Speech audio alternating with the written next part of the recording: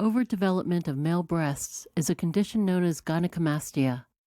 Gynecomastia can affect men of all ages, and most commonly is a result of genetics, hormonal changes, certain drugs or medications, and weight gain.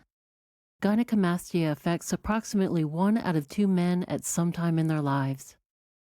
This condition is characterized by excess breast fat and glandular tissue, and can be present in one, unilateral, or both bilateral breasts. Gynecomastia can cause emotional distress and self-consciousness, and many men refrain from certain activities in order to hide their condition. While losing weight may reduce the size of male breasts because of the presence of excess glandular tissue, weight loss alone will rarely result in satisfactory breast reduction. Gynecomastia surgery, or reduction mammoplasty, is an effective and long-lasting way to reduce breast size, repair nipple and areola abnormalities, and improve chest contours. Male and female breast anatomy is very similar, except male breasts lack the specialized tissue necessary to produce milk. It is important to note that 1% of all breast cancer occurs in males. Breasts lie atop the pectoralis major muscles and are made up of primarily fatty and glandular tissue, which determines their size and shape. The nipple areola complex is made up of the nipple and a circular, darker region around the nipple called the areola. There are various methods used to classify gynecomastia. The American Society of Plastic Surgeons has developed a classification system that divides gynecomastia patients into 4 categories. Grade 1 is characterized by small breast enlargement with a button of tissue around the areola. Grade 2 is characterized by moderate breast enlargement that exceeds areola boundaries with edges that are indistinct from the chest. Grade 3 is characterized by moderate breast enlargement that exceeds areola boundaries with edges that are distinct from the chest with excess skin.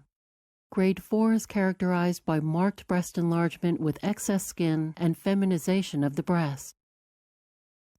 This animation will depict Grade 2 gynecomastia. During an initial consultation, your surgeon will evaluate the size and shape of your breasts, discuss treatment options, and pre-plan the procedure. Reduction techniques vary depending on your specific anatomy, the amount of tissue to remove, and other factors such as excess skin. Gynecomastia treatment options include surgical removal, also known as surgical resection or excision of glandular tissue and/or skin, liposuction,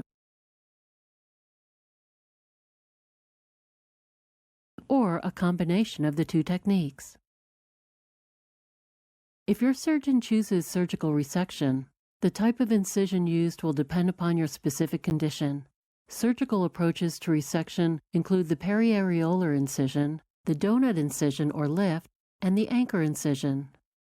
This animation will demonstrate surgical resection of glandular tissue using the periareolar incision in combination with liposuction. You will be placed under anesthesia. Your anesthesiologist will determine whether to use general anesthesia or local anesthesia with IV sedation.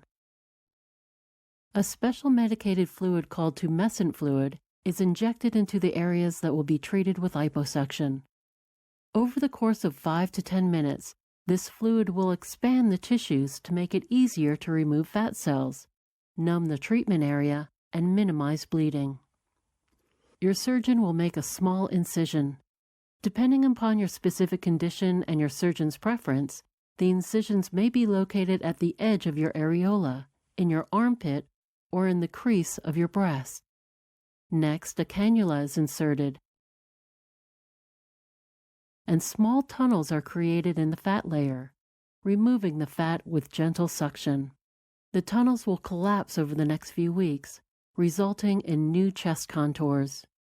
For more information on the liposuction procedure, please view our liposuction animation.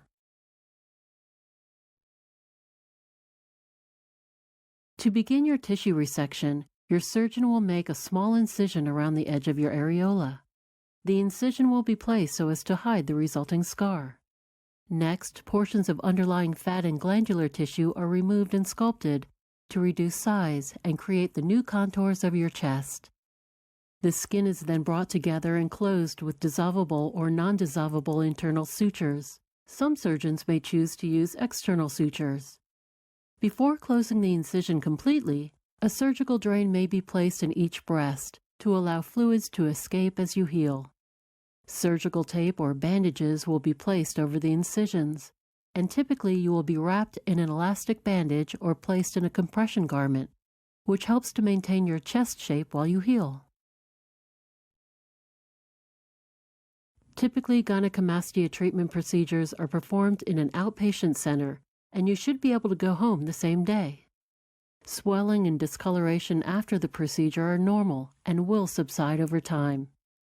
If surgical drains are present, they, along with any bandages, will likely be removed after approximately 1 week.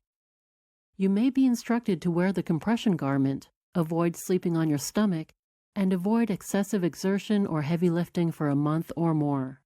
You may be prescribed medication to manage your pain for the first few days and as needed. Scarring along your incision sites is normal, but your scars will fade considerably over time. You will be able to see the results of your surgery almost immediately, and patients typically experience high satisfaction and greatly improved self-image with surgical treatment of gynecomastia.